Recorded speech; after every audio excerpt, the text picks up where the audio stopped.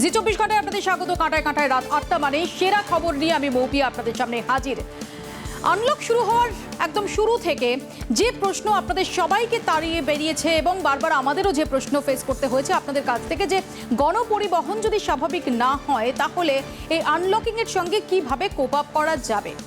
মুখ্যমন্ত্রী মমতা বন্দ্যোপাধ্যায় আজকে জানিয়ে দিলেন যে বাস ভাড়া বৃদ্ধির কোনো সম্ভাবনা নেই, কিন্তু আর্থিক প্যাকেজ দেওয়া হবে বাস মালিক তাদের সুবিধার জন্য, বাস চালক তাদের জন্য তাদের স্বাস্থ্যসাথীর আওতায় আনা হবে। অন্যদিকে 1 জুলাই থেকে মেট্রো চালু করার ব্যাপারে রাজ্য আগ্রহী, সোশ্যাল ডিস্টেন্সিং মেনে অবশ্যই, এমনটাই জানিয়ে দিলেন মুখ্যমন্ত্রী মমতা বন্দ্যোপাধ্যায়। আমি শুরুতে আপনাদের দেখাবো কি বললেন মুখ্যমন্ত্রী বাসের প্রসঙ্গে। বাস ভাড়া বাড়াতে আমি পারছি না, কারণ এখানে আমার মানুষের কাছে দায়বদ্ধতা আছে। এই সময় মানুষকে আমরা যতটা পারবো সাহায্য করব, তাই আমরা একটা সিদ্ধান্ত নিয়েছি। এর জন্য গভর্নমেন্টকে 27 কোটি টাকা সাবসিডি দিতে হয় ফর 3 মান্থস। ইমিডিয়েট 3 মান্থসের জন্য একটা প্রজেক্ট আমরা করেছি। সেটা হচ্ছে প্রতি প্রাইভেট বাস বা মিনি বাস যেটা আছে তাদের, যেহেতু তারা যাতে চালাতে পারে এবং মানুষের যাতে কষ্ট লাঘব হয়, শুধু মানুষের দিকে তাকিয়ে এই সিদ্ধান্তটা আমরা নিয়েছি। তাতে গভর্নমেন্টের রাজকোষ থেকে আরও 27 কোটি টাকা যাবে, কিন্তু বৃহত্তর স্বার্থে, মানুষের স্বার্থেটা আমরা নিয়েছি। 1 জুলাই থেকে এই 6000 যে বাসের ওদের যে সংখ্যা আছে, প্রতি বাস প্রতি গভর্নমেন্ট এই 3 মাস 15,000 টাকা করে ওদের দেবে। সেই টাকাটা ওরা কিভাবে ইউজ করবে, সাবসিডি না কমিশন না কিভাবে, সেটা ওরা দেখবে। বাট ওরা কিন্তু 6000 বাসই রাস্তায় নামাবে এই কন্ডিশনে। আমাদের সঙ্গে রয়েছেন দুই অতিথি। আমাদের সঙ্গে রয়েছেন পরিবহন বিশেষজ্ঞ পার্থ প্রতিম বিশ্বাস এবং আমাদের সঙ্গে রয়েছেন কলকাতা বাস মিনিবাস অপারেটরস ইউনিয়নের সভাপতি প্রদীপ নারায়ণ বসু। আপনাদের দুজনকে স্বাগত জানাই। আমি প্রথমে প্রদীপবাবু আপনার কাছে আসবো। মুখ্যমন্ত্রী মমতা বন্দ্যোপাধ্যায় আজকে যে সলিউশনের কথা বললেন যে বাস ভাড়া বৃদ্ধি হবে না, কিন্তু আর্থিক প্যাকেজ 6000 যে বাস চলবে তাদের 3 মাস 15,000 টাকা করে বাস পিছু দেওয়া হবে এবং যারা বাস চালক, বাসের কর্মী তাদের স্বাস্থ্যসাথীর আওতায় আনা হবে। কি মনে হচ্ছে যে এবার স্বাভাবিক করা যাবে বাস পরিষেবা?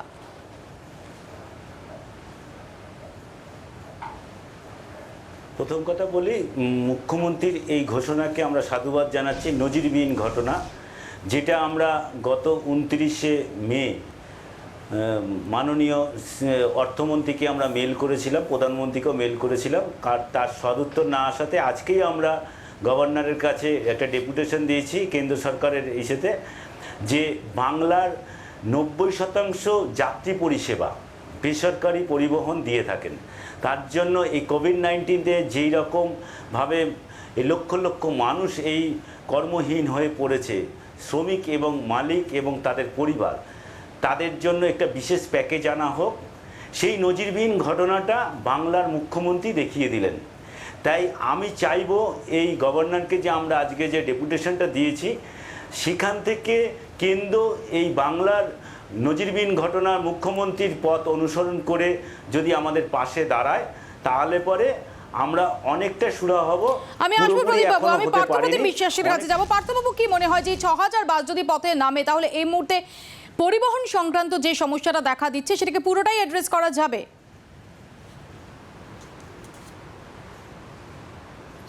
না, প্রথমত সংখ্যা হিসেবে আমার ধারণা নিশ্চয়ই 6000 বাসের কথা বলা হয়েছে কলকাতা শহরকে মাথায় রেখে। গোটা রাজ্য জুড়ে এই সংখ্যাটা অনেক বেশি। দ্বিতীয় বিষয় হচ্ছে 42,000।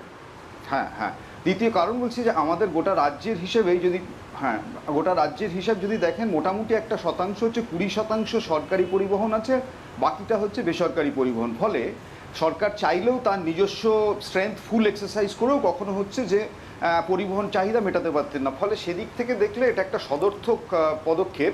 কিন্তু এখানে দুটো অসুবিধা আছে। অসুবিধা হচ্ছে যে একটা অংশ হচ্ছে ডিজেলের দাম যেভাবে বেড়েছে, বিশেষত গত 15 দিনে, তাতে 10 টাকা পার লিটার। আমি একটা হিসাব করছিলাম যে 15,000 টাকা যদি মাসে হয় তাহলে দিনে হচ্ছে যে 500 টাকা, এবং এই বর্ধিত ডিজেলের দাম 10 টাকা যদি হয় তাহলে 50 লিটার ডিজেলের বাড়তি দামটা আসলে 15,000 টাকার মধ্যে দিয়ে আমরা তুলতে পারছি। ফলে সেই অর্থেও একটা সদর্থক সাবসিডি। কিন্তু যেটা বাস চালকদের ক্ষেত্রে আরও একটু অসুবিধার জায়গা, ওদেরকে হাফ অকুপেন্সিতে চালাতে হচ্ছে প্রায়, ফলে যাত্রী সংখ্যা কম। ফলে এখানে দাঁড়িয়ে আমি বলবো যে একটা ভারসাম্যের আরও একটু প্রয়োজন আছে, বিশেষত কেন্দ্রের সরকার যারা ডিজেলে এই 10 টাকা সেস বাড়াচ্ছেন, আমি বলছি যে এটা পশ্চিমবঙ্গের কথা মাথায় রেখে না, গোটা দেশের কথা মাথায় রেখে গণপরিবহনে তাদের ডিজেলের জন্য গণপরিবহনে ব্যবহৃত ডিজেলের ভর্তুকি দেওয়া উচিত এবং আমি সেখানে যে আসবো বাড়তি পার্থবাবু লাভ আপনার সরকার কাছে। করার জয়েন্ট চেষ্টা কাউন্সিল করছে। অফ বাস সিন্ডিকেট তারা কিন্তু একটু ভিন্ন সুরে কথা বলছে, কি বলছেন তপন ব্যানার্জি শুনুন। আমরা সারা পশ্চিমবাংলার ক্রাইসিস সেকশন দেখেছি যে শুধু কলকাতায় না, কলকাতায় অনেক মোড অফ ট্রান্সপোর্ট আছে, জেলায় কোনো মোড অফ ট্রান্সপোর্ট নেই। যে যুক্তিটা আমরা খাড়া করতে পেরেছিলাম, তো সেই যুক্তিটাকে সামনে আনতে হবে। কলকাতা সহ জেলার প্রত্যেককে একই সাঁতার নিয়ে আসতে হবে, এই আমাদের দাবি। এক, আমরা মানি কি না মানি সব পরের বিষয়। প্লাস হচ্ছে এই ভর্তুকির মধ্য দিয়ে যে ব্যাপক যে আমাদের ক্ষতি, যে ব্যাপক যে আমাদের লস, যা কোনো মতে কম্পেনসেট হবে না। তাহলে এক্সপার্ট কমিটি বলুক আমাদেরকে যে তারা যে রিপোর্ট দিয়েছেন সেই রিপোর্টে কি ভর্তুকির কথা বলা আছে না ভাড়া বৃদ্ধির কথা বলা আছে। আমরা ভাড়া বৃদ্ধিটাই চেয়েছিলাম। আমি এখানে প্রদীপ বাবুর কাছে আসবো। তপন ব্যানার্জি তিনি বলছেন যে এক্সপার্ট কমিটি এবং রেগুলেটরি কমিটি দুপক্ষই কিন্তু ভাড়া বৃদ্ধির বিষয়ে সেটা নিয়ে আলোচনা করেছেন, আর্থিক প্যাকেজের বিষয়ে আলোচনা হয়নি এবং ভাড়া বৃদ্ধি যদি না হয় তাহলে আখেরে কোনো লাভ হবে না। আপনি কি একমত?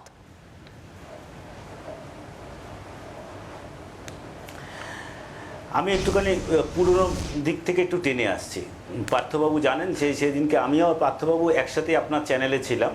এই কোভিড-19-এ 10 লক্ষ টাকার যে বিমা, সেটাও আমরা করতে বলেছিলাম আমাদের সংগঠনের তরফ থেকে। স্বাস্থ্যসাথী করেছেন। আমরা কিন্তু 2 তারিখে ডেপুটেশন দেওয়ার পরে 3 তারিখ থেকে প্রায় 40% গাড়ি রাস্তায় নামাতে পেরেছিলাম, কিন্তু আস্তে আস্তে কমতে বসেছে। যেহেতু তেলের দামটা বেশি হয়ে গেছিলো, খরচায় আসছিল না, এর জন্য কমেছে।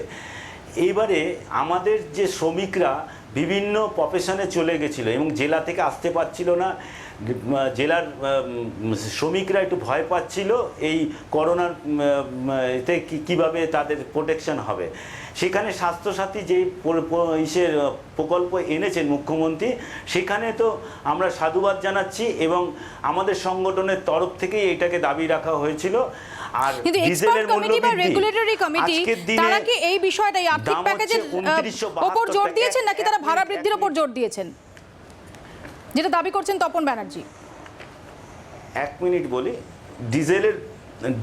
ডিজেলের মূল্য বৃদ্ধি 2972 টাকা আজকে ব্যারেল প্রতি। একটা ব্যারেলে 159 লিটার থাকে, তাহলে 18 টাকা 70 পয়সা হচ্ছে পার লিটার আসছে। সেন্ট্রাল গভর্নমেন্ট 17 টাকা 98 পয়সা ট্যাক্স নিচ্ছে, রাজ্য সরকার নিচ্ছে 13 টাকা 12 পয়সা, ডিলারশিপ নিচ্ছে 2 টাকা 50 পয়সা। নির্দিষ্ট প্রশ্ন আপনার কাছে, এক্সপার্ট কমিটি এবং রেগুলেটরি কমিটি তারা কি ভাড়া বৃদ্ধির বিষয়টা নিয়ে আলোচনা করেছেন নাকি তারা আর্থিক প্যাকেজের বিষয়ে আলোচনা করেছেন? তারা আমাদের লস লাভটা চেয়েছিল, আমরা তাদের দিয়েছিলাম। লস লাভের উপরে দাঁড়িয়ে তারা কি রিপোর্ট দিয়েছে গভর্নমেন্টকে আমরা সেটা জানি না, সেটা আমরা দেখিনি। কিন্তু আমার কথা হচ্ছে আম জনতার যেন প্রেশার না পড়ে, বাস মালিকরা যেন না মরে। আমি আসবো আপনার কাছে, আমি একবার দেখে নিই যে কিভাবে এই ভর্তুকির ক্ষেত্রেও বেশ কিছু প্রশ্ন উঠছে যে ভর্তুকি যে দেওয়া হবে কিভাবে সেটাকে বাস্তবায়ন করা হবে, একটু দেখে নেওয়ার চেষ্টা করি। ভর্তুকি পাওয়ার জন্য মাসে ন্যূনতম কতদিন পথে বাস নামাতে হবে? দিনে কটা করে ট্রিপ করলে বাস মালিকরা এই টাকা পাবেন? যদি কোনো বাস মালিক টাকা পেয়ে যাওয়ার পর বাস না চালান তার ক্ষেত্রে কি ব্যবস্থা নেওয়া হবে? বাসের পরিকাঠামো কতটা উন্নত হবে? বাস ঠিকমতো নামছে কিনা সে ব্যাপারে নজরদারি কারা চালাবে? আর আমি এখানে খুব সংক্ষেপে প্রদীপবাবুর কাছে নির্দিষ্ট প্রশ্ন নিয়ে যাব। প্রদীপবাবু, কতগুলো ট্রিপ, মানে এই ব্যাপারে নির্দিষ্ট কোনো নির্দেশ তো থাকবে? অর্থাৎ একটা বাস হয়তো একটা ট্রিপ করলো সেও ভর্তুকি পেলো, একটা বাস দিনে 10টা ট্রিপ করছে সেও ভর্তুকি পেলো, এটা তো হতে পারে না। এই নজরদারিটার কি হবে? আমার মনে হয় একটু নোটিফিকেশন পর্যন্ত ওয়েট করতে হবে। গভর্নমেন্ট কি নোটিফিকেশন আসে এই 1 জুলাই, এফেক্ট কবে থেকে? আমার মনে হয় 1 জুলাই থেকে এফেক্ট দেবে, কবে থেকে এফেক্ট দিচ্ছে এবং তার মধ্যে নোটিফিকেশনে কি কি আছে নির্দিষ্টমূলক, আপনি যেগুলো পয়েন্টগুলো বললেন সব কিছু বিবেচনা করেই আমরা এইটার সিদ্ধান্ত নিতে পারবো।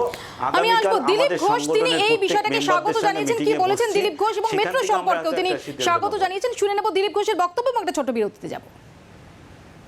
আমি এই ডিমান্ড আগেই করেছিলাম, 1 মাস আগে থেকে, যখন বাস চলে, যে যদি সবাইকে ক্ষতিপূরণ দেন, শ্রমিকদের দেন, অন্যান্যদের দেন, তো বাস মালিকেরা কি দোষ করলো? যদি ক্লাবকে টাকা দিতে পারেন বিনা কারণে, সেই টাকাটা বাস মালিকদের ক্ষতিপূরণ দিন, যে ক্ষতিটা হচ্ছে। কেন্দ্র সরকার জিএসটির জন্য, যে রাজ্য সরকার জিএসটির যে সীমা সেটা যদি পূরণ না করতে পারে কালেকশন, তার ক্ষতিপূরণ কেন্দ্র সরকার দিচ্ছে। তো মানুষের স্বার্থে যদি বাস চালাতেই হয়, রাজ্য সরকার তার ক্ষতি বহন করুক। আমি তো বলেছিলাম প্রত্যেক দিন তাকে 500 টাকা করে দিন, তাহলে পুষিয়ে যাবে। আজকে হয়তো সেই কথা মেনে হিসাবে 500 টাকাই হচ্ছে, মাসে 15,000 টাকা হলে রাজ্য সরকার সিদ্ধান্ত নিয়েছেন। আমার মনে হয় এবার বাস চলা উচিত।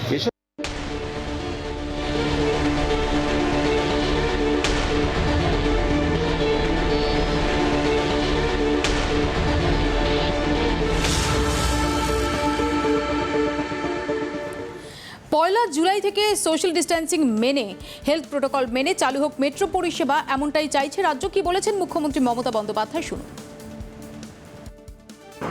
আর মেট্রোর সাথে আমরা কথা বলছি, কলকাতা মেট্রো, যে সোশ্যালি স্যানিটাইজেশন করে যতগুলো সিট, ঠিক ততগুলো যদি তারা টিকিট কেটে অ্যালাউ করে, তাহলে কিন্তু মেট্রো চলতে পারে। তাতে মানুষের সুবিধাও হয়, সোশ্যালি স্যানিটাইজেশনটাও হয়। কিন্তু মাখামাখি করে একসাথে অনেক লোককে ঢুকিয়ে দেওয়া, মেট্রোর যেহেতু একটা সিস্টেম আছে, তাদের তো অটো সব গেট, যতগুলো টিকিট কাটবে ঠিক ততগুলোই গেটের মধ্যে দিয়ে ঢুকবে, এই সিস্টেমটা ওদের আছে। সুতরাং এই সিস্টেমটাকে ওরা দেখে নিক কীভাবে সিস্টেমটাকে তারা কার্যকরী করতে পারে। তাহলে পয়লা জুলাই থেকে তারা ডক্টরস ডে, ওদিন ডক্টর বিধানচন্দ্র রায়ের জন্মদিন, 3-4 দিন হাতে টাইমও পেয়ে যাবে। তাহলে পয়লা জুলাই থেকে যদি ওরা চালাতে চায়, সোশ্যালি ডিস্টেন্সিং মেনটেন করে, যেন মাখামাখি না হয়, স্প্রেড না হয়, যতগুলো সিট ঠিক ততগুলোই বসবার জন্য অ্যালাউ করা হবে। পার্থপ্রতিম বিশ্বাসের কাছে যাব। পার্থপ্রতিম বাবু, আমার মনে আছে কিছুদিন আগে জি24 ঘন্টায় আপনি বলেছিলেন যে এইভাবে মেট্রো পরিষেবা চালু করা সম্ভব, সোশ্যাল ডিস্টেন্সিং মেনটেন করা সম্ভব, বিশেষ করে মেট্রোর যে প্রযুক্তি এবং মেট্রোর যে ব্যবস্থাপনা রয়েছে সেটার কথা মাথায় রেখে। আপনার কি মনে হয় যে পয়লা জুলাই থেকে কি মেট্রো শুরু হয়ে যাওয়া উচিত? একদম। আমার কথা হচ্ছে, ডেটটা পয়লা জুলাই হবে কিনা জানি না, সেটা নির্ভর করছে সেখানকার অবস্থার উপরে। কিন্তু আমি বলছি মেট্রো চালু করার যে সিদ্ধান্ত, এটা হচ্ছে এমন একটা সদর্থক সিদ্ধান্ত। এই কারণের জন্যই বলছি যে প্রথম আমরা যখন আনলক হচ্ছি আস্তে আস্তে ইকোনমির প্রয়োজনে, সেখানে দাঁড়িয়ে কলকাতার মতো শহরে গণপরিবহন, বিশেষত 100% বাস সরকারি এবং বেসরকারি যদি নেমেও যায়, তাহলেও আমাদের এই যে যাত্রী চাহিদা মেটানো অসম্ভব। ফলে এবং সেখানে সংক্রমণের হার যখন শহরে বাড়ছে, রাজ্যে বাড়ছে, সেখানে দাঁড়িয়ে একটা alternate cleaner mode of transport যেটা আমাদের হাতে আছে, সেটাকে কেয়ারফুলি চালু করা উচিত। আমি বিশ্বাস করি নিশ্চয়ই সম্ভব। আমি আগেও বলেছি যে প্রযুক্তি নির্ভর উপায়ে, যেহেতু এখানে এন্ট্রি এবং এক্সিট এটা কন্ট্রোল করা যায়, এবং ট্রেনের কোনো একটা station at present vacant seat কত সেটা হচ্ছে ক্যালকুলেট করা যায়, সেই কারণের জন্যে ইনফ্যাক্ট আমি বলবো যে ওই ট্রেনের ক্যাপাসিটি মেনে কোন স্টেশনে কত যাত্রী উঠবে সেটা অ্যালাউ করা বা সেটা নিয়ন্ত্রণ করা সম্ভব।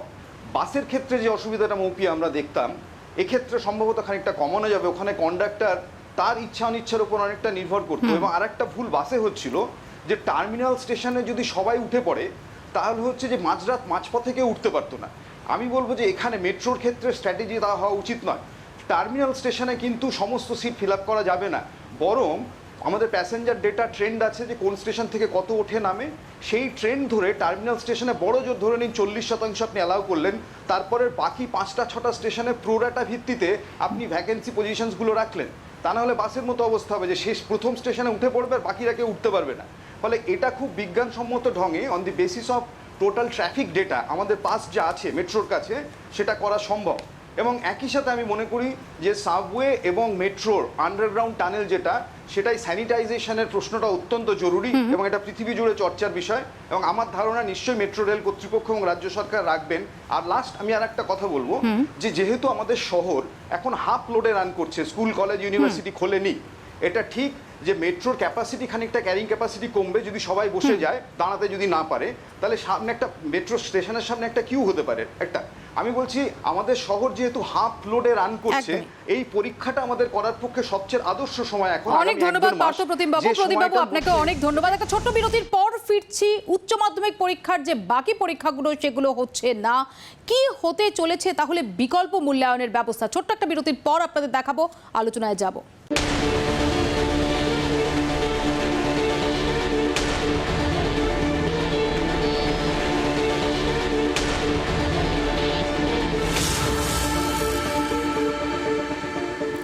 গত কয়েক মাস ধরে বিভিন্ন পরীক্ষার্থী এবং তাদের অভিভাবকরা বারবার যে প্রশ্নটা করেছেন, যে উত্তরের দিকে তাকিয়ে থেকেছেন, যে উচ্চ মাধ্যমিক পরীক্ষা কবে, বাকি পরীক্ষাগুলি, উচ্চ মাধ্যমিকের বাকি পরীক্ষাগুলো হচ্ছে না নেওয়া।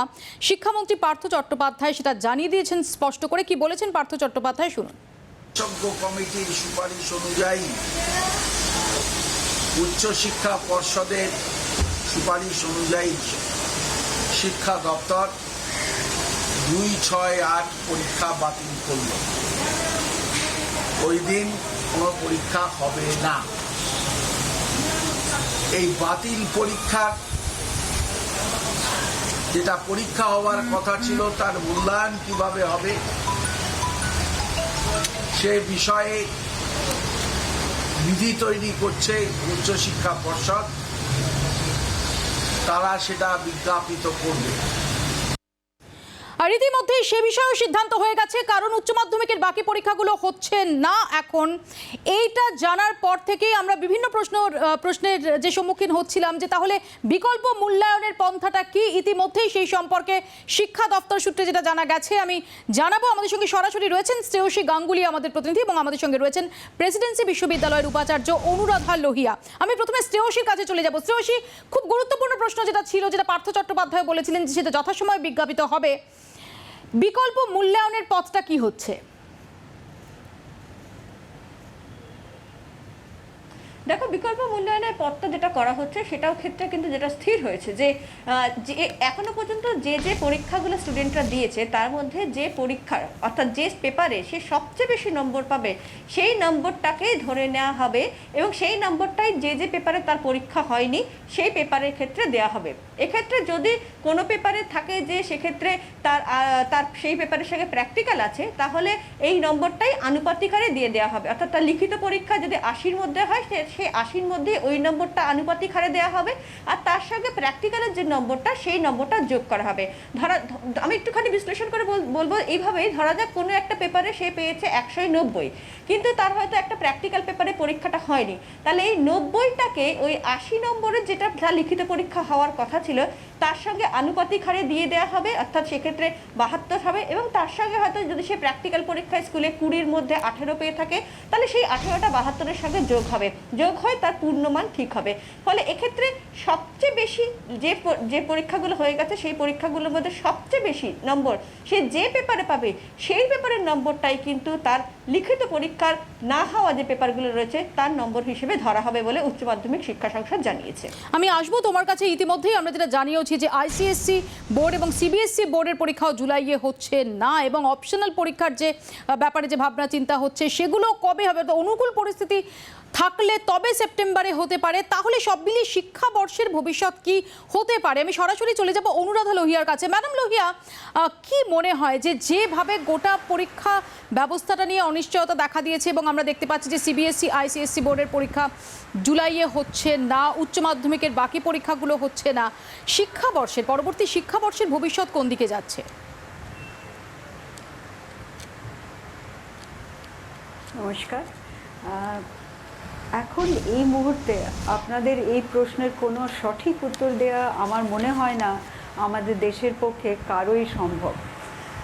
আমরা তো 23শে মার্চে যখন 21 দিনের লকডাউন হয়েছিল বুঝতে পারিনি যে আজকে 26শে জুনে আমরা এই পরিস্থিতিতে বসে থাকব। আমরা তখনও ভেবেছিলাম যে একটু ডিলে হলেও আমাদের সব সেমেস্টার পরীক্ষা হয়ে যাবে, সময়ের মতন হায়ার সেকেন্ডারি পরীক্ষা, অন্য বোর্ডের পরীক্ষা হয়ে যাবে। কিন্তু যেইভাবে পরিস্থিতি এগোচ্ছে, এটা আস্তে আস্তে পরিষ্কার হয়ে যাচ্ছে যে নিরাপত্তার দিক থেকে, সবার প্রাণ রক্ষার দিক থেকে আজকে আমরা কোনো ডিসিশন নিতে পারবো না। ইনফ্যাক্ট যেটা করতে হবে আর যেটা সরকার করছে, যেরকম পরিস্থিতি বুঝছে সেরকম ঠিক ডিসিশন নিচ্ছে। আর আমি বলবো যেটা সিবিএসই, আইসিএসসি, আইএসসি আর উচ্চ মাধ্যমিক পরীক্ষা সব থেকে বেশি যেটা করেছে যে স্টুডেন্ট ফ্রেন্ডলি যেটা ডিসিশন হতে পারতো সেই ডিসিশনটাই নিয়েছে। আজকে স্টুডেন্ট ফ্রেন্ডলি ডিসিশনটা হচ্ছে যে ওইটা ম্যাক্সিমাম মার্কস যেখানে পেয়েছে তার একটা পার্সেন্টেজ দিয়ে দেওয়া।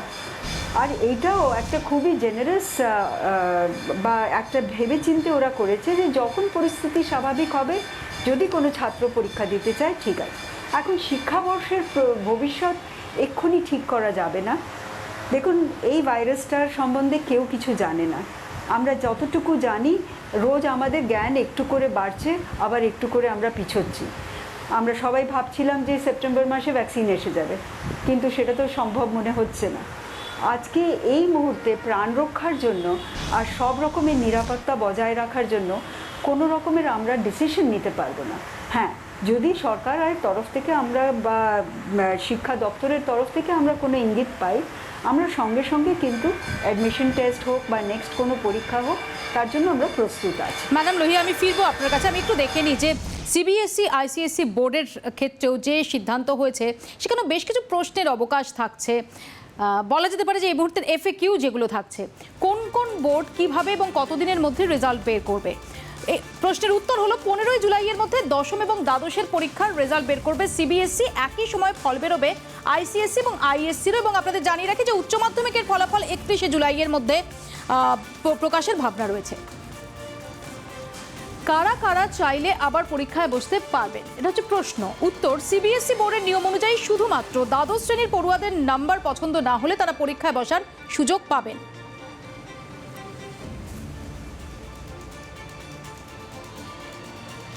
আইসিএসসি এবং আইএসসির ক্ষেত্রে নাম্বার পছন্দ না হলে পরীক্ষার্থীরা পরীক্ষায় বসতে পারবেন, অর্থাৎ আইসিএসসি বোর্ডে দশম এবং দ্বাদশ উভয় ক্ষেত্রে এটা প্রযোজ্য। 15ই জুলাইয়ের মধ্যে সিবিএসই যে রেজাল্ট বের করবে তার মূল্যায়ন পদ্ধতি কি হবে। উত্তর, 3টের বেশি পরীক্ষা দিয়ে থাকলে 3টে পরীক্ষার সর্বোচ্চ প্রাপ্ত নম্বর নেওয়া হবে। এই 3টে নম্বরের গড় করা হবে, পরীক্ষা না হওয়া বিষয়ে এই গড় নম্বরই দেওয়া হবে। 15ই জুলাই, 3টে পরীক্ষা হয়ে থাকলে 2টো পরীক্ষার সর্বোচ্চ প্রাপ্ত নম্বর নেওয়া হবে। এই 2টো নম্বরের গড় করা হবে, পরীক্ষা না হওয়া বিষয়ে এই গড় নম্বরই দেওয়া হবে। যদি একটা বা দুটো পরীক্ষা দিয়ে থাকলে সেই পরীক্ষায় প্রাপ্ত নম্বর এবং স্কুলের যে ইন্টারনাল অ্যাসেসমেন্ট সেই নম্বরের ভিত্তিতে নাম্বারিং করা হবে। প্র্যাকটিক্যাল পরীক্ষার নম্বর এবং অ্যাসাইনমেন্টের নম্বরের ভিত্তিতে এই নম্বর দেওয়া হবে।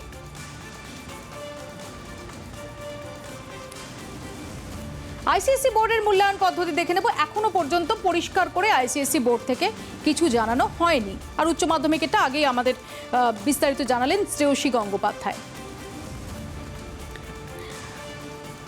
ইতিমধ্যেই আইসিএসসি বোর্ড বলছে, সূত্রে যেটা খবর, ইতিমধ্যেই সমস্ত পরীক্ষার্থীদের শেষ 2 বছরের প্রত্যেকটি বিষয়ের স্কুলের পরীক্ষার প্রাপ্ত নম্বর জমা নেওয়া হচ্ছে, এই ইঙ্গিতটা পাওয়া যাচ্ছে।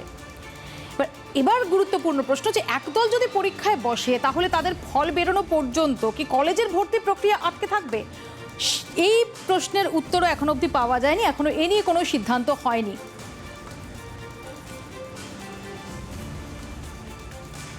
অনেকেই দশম শ্রেণীর পরীক্ষার পর আইসিএসসি থেকে সিবিএসসি বোর্ডে ভর্তি হন, তাদের ভর্তি প্রক্রিয়ার জন্য কি সিবিএসসি বোর্ডের স্কুলগুলি অপেক্ষা করবে? এ প্রশ্নের উত্তরও এখনো অবধি পাওয়া যায়নি। ইঞ্জিনিয়ারিং এবং মেডিকেল পরীক্ষার জন্য কি ব্যবস্থা নেওয়া হবে এই বিষয়েও এখনো কোনো সিদ্ধান্ত হয়নি। আমি অনুরাধা লোহিয়ার কাছে আরও একবার ফিরে যাব। ম্যাডাম লোহিয়া, এটাই এই মুহূর্তে সবচেয়ে গুরুত্বপূর্ণ প্রশ্ন যে 15ই জুলাইয়ের মধ্যে আইসিএসসি বা সিবিএসসি যে পরীক্ষার রেজাল্ট আমরা ধরে নিলাম যে পাওয়া গেল, কিন্তু যাদের পছন্দ হবে না তারা পরবর্তীকালে পরীক্ষায় বসতে পারেন, এই একটা অপশন থাকছে। উচ্চ মাধ্যমিকের ক্ষেত্রেও সেটা থাকছে। তাহলে আমার আপনার কাছে প্রশ্ন যে ভর্তি প্রক্রিয়াটা কবে থেকে শুরু করার ব্যাপারে আপনারা ভাবনা চিন্তা করছেন? যদি ভর্তি প্রক্রিয়া এর মধ্যে শুরু করেন তাহলে পরবর্তীকালে যারা পরীক্ষা দিতে চাইবে তাদের জন্য কি অপেক্ষা করা হবে? তারা কি মাঝপথে এসে জয়েন করবে? মানে অনেকগুলো এখানে যদি কিন্তু থেকে যাচ্ছে ম্যাডাম লোহিয়া। হ্যাঁ, নর্মালি যেটা হয়, যদি কোনো রেজাল্ট না বেরিয়ে থাকে, যাদের ইউনিভার্সিটি বা কলেজে অ্যাডমিশন টেস্ট হয় তারা ছাত্রদেরকে অ্যাডমিশন টেস্টটা আগে করিয়ে দিতে পারে। তারপরে যখন রেজাল্ট বেরোয়, যদি সে পাশ করে তাহলে আর অ্যাডমিশন টেস্টে ভালো নম্বর পায় তাহলে তার অ্যাডমিশন হয়ে যাবে।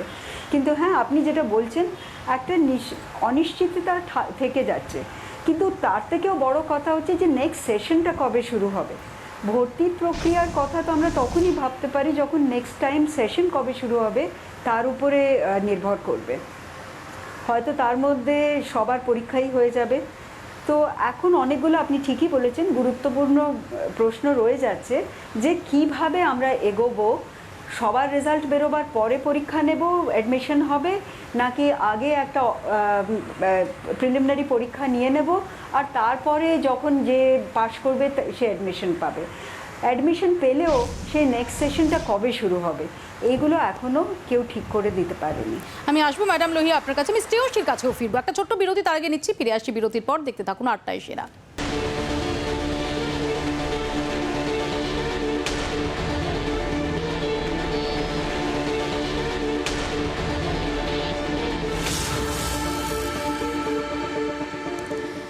ফিরিলাম বিরতির পর। খুব সংক্ষেপে আমি শ্রেয়সীর কাছে জানতে চাইবো, শ্রেয়সী তোমার কাছে একটু আমি বোঝার চেষ্টা করব কি আন্দাজ পাওয়া যাচ্ছে যে মোটামুটিভাবে পরীক্ষার্থীরা তারা কি দেরিতে হলেও আসলে পরীক্ষা দেওয়ার ব্যাপারে আগ্রহী?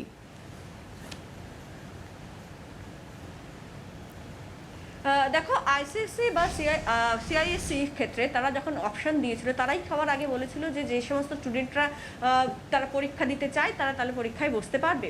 এই অপশন যখন তারা দিয়েছিল সেক্ষেত্রে কিন্তু তাদের কাছে যে রিপোর্ট জমা পড়ছে সেখানে দেখা গেছে যে সিংহভাগ ছেলে মেয়ে তারা কিন্তু পরীক্ষায় বসতে চাইছে।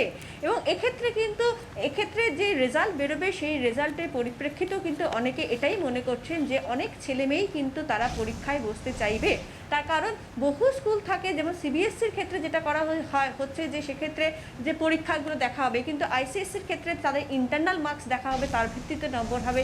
ফলে বহু স্কুলের ক্ষেত্রে থাকে যে ইন্টারনাল মার্কসের নম্বরগুলো তারা অনেকটা কম করে দিয়ে থাকে, আবার অনেক ক্ষেত্রে সেটা বোর্ডের পরীক্ষায় সেই নম্বরটা বেড়ে যায়। ফলে সেক্ষেত্রে সবসময় ছেলেমেয়েরা চায় যে বোর্ডের পরীক্ষায় তারা বেশি নম্বর নিতে একদম। আমি ম্যাডাম লোহিয়ার কাছে সব শেষে একটা প্রশ্ন নিয়ে যাব। অনেকের মধ্যে এই উদ্বেগের জায়গাটা আমরা দেখছি, ম্যাডাম লোহিয়া আভাস তারা দিচ্ছেন যে আসলে তো ক্যারিয়ারের প্রশ্ন এবং সারা জীবনের প্রশ্ন, বোর্ডের এক্সাম। কারো কারো মনে একটু ভাবনা আছে যে যদি পরীক্ষা না দিয়ে গড় নাম্বার পাওয়া যায় ভবিষ্যতে পারসেপশনের ক্ষেত্রে কোথাও একটা সমস্যা থাকবে 2020-তে যারা বেরোচ্ছে তাদের নিয়ে। তো এটা কতটা ভিত্তি রয়েছে বলে আপনি মনে করেন?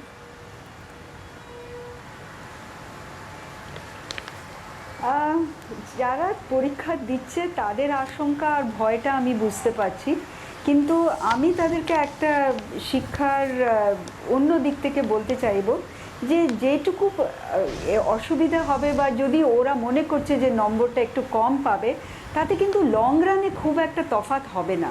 এটা আমরা এমনিও দেখেছি যে সবাই ভাবে যে এই পরীক্ষায় সবথেকে ইম্পর্ট্যান্ট, কিন্তু ঠিক ওরম হয় না। এটা একটা রেগুলার ক্যারিয়ারের ব্যাপার যে নিত্যভাবে ওরা কিভাবে প্রোগ্রেস করে। আর সত্যি বলতে আজকের যুগে বা জগতে ঠিক খালি পরীক্ষার নম্বরের ওপরে কারো ক্যারিয়ার করে না। হয়তো একটা জায়গায় অ্যাডমিশনের কাট অফের নম্বরটা ও পেলো না, কিন্তু এর পরের নাম্বারটা ও অন্যভাবে মেকআপ করে নিতে পারবে। অনেক জায়গায় একটা ইন্ডিপেন্ডেন্ট এন্ট্রেন্স টেস্ট হয়, সেখানে অনেকে চান্স পেয়ে যায়। আর আমরা দেখেছি যে সবসময় যে বোর্ডের পরীক্ষার মার্কস আর এন্ট্রেন্স পরীক্ষার মার্কের খুব একটা এফেক্ট করে না। আমি ছাত্রদের এটা একটু আমি ওদের দিলাসা বা একটা I want to give them confidence যে এইটা নিয়ে এত চিন্তা করবে না। অনেক ধন্যবাদ ম্যাডাম লোহিয়া, ধন্যবাদ শ্রেয়সী তোমাকেও। অনুরাধা লোহিয়া প্রেসিডেন্সি বিশ্ববিদ্যালয়ের উপাচার্য এবং শ্রেয়সী গাঙ্গুলি আমাদের প্রতিনিধি আমাদের সঙ্গে ছিলেন। 8টায় সেটা এখানেই শেষ করছি। দেখতে থাকুন জি 24 ঘন্টা।